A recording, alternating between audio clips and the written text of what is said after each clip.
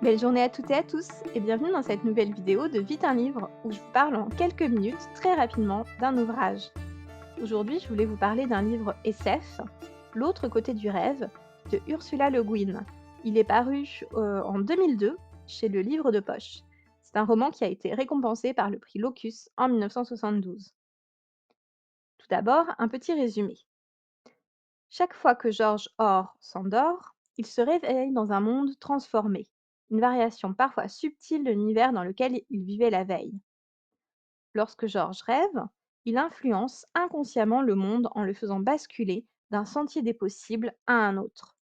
Si l'urbanisation galopante et les problèmes de pollution n'étaient pas résolus, alors, si les conflits au Proche-Orient ne se trouvaient pas de dénouement pacifique, alors l'univers serait loin d'être paradisiaque, et afin d'éviter que ses rêves incontrôlables ne bouleversent le monde, George abuse de drogue et est finalement envoyé chez le docteur Haber, spécialiste du sommeil. Ce docteur est l'opposant du récit. C'est pas qu'il soit vraiment méchant, au contraire, il souhaite changer le monde, l'améliorer pour que tous les problèmes soient résolus. Mettre fin au racisme, à la guerre, après tout, quel mal peut-il y avoir à ça? En hypnotisant Georges et en contrôlant étroitement ses rêves, le docteur espère rendre le monde meilleur. Mais est-ce vraiment possible? Est-ce qu'il le peut réellement? Maintenant, voici mon avis. Ursula Le Guin situe son action dans les années 2000, mais il est important à la lecture d'envisager le monde de départ de Georges comme celui de la période d'écriture de ce roman, les années 1970. La compréhension des enjeux s'en trouve grandement facilitée, même si bon nombre des problématiques abordées demeurent malheureusement d'actualité. Par exemple, la pollution, avec la montée en puissance de l'automobile, qui avait lieu justement dans les années 70, la haine raciale, la surpopulation, la malnutrition, les conflits mondiaux, l'évolution des mœurs et de la famille, tous ces sujets restent présents aujourd'hui dans notre monde.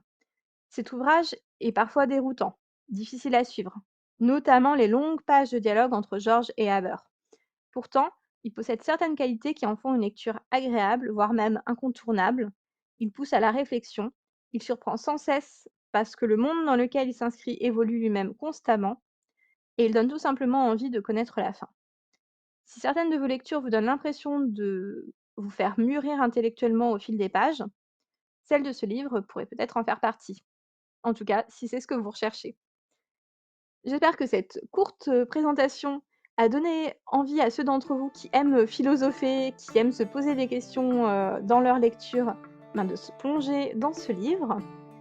Et encore une fois, je vous souhaite une belle journée, de très bonnes lectures et je vous dis à une prochaine fois.